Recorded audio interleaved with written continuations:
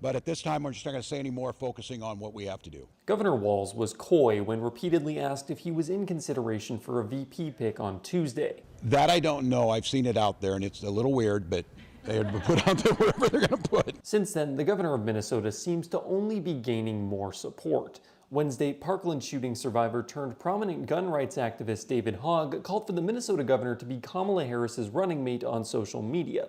He wasn't alone, as other Democrats from the state of Minnesota and nationwide took to X to voice their opinions. They're looking for someone who balances the ticket, somebody who brings something that the candidate themselves, the nominee themselves, doesn't have. Several names have shown up on the list. Josh Shapiro, Mark Kelly, and Andy Bashir all seem like likely picks. Many of them represent a geographical advantage, according to University of Minnesota Duluth's Dr. Cindy Rugeley. Most of them are in areas that you might call a swing state, or a state that she wants to bring into play. But a Harris-Walz ticket could run on a completely different campaign strategy, one that's less about energizing a specific state and more about energizing different voters' blocks.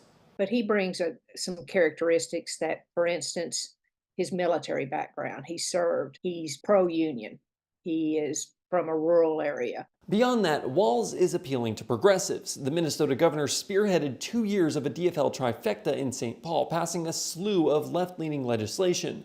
Still, Rugeley believes he may not be the most strategic pick for the job. He's not well known outside of the Minnesota area. What I see her looking at, again, is candidates that can bring in some votes.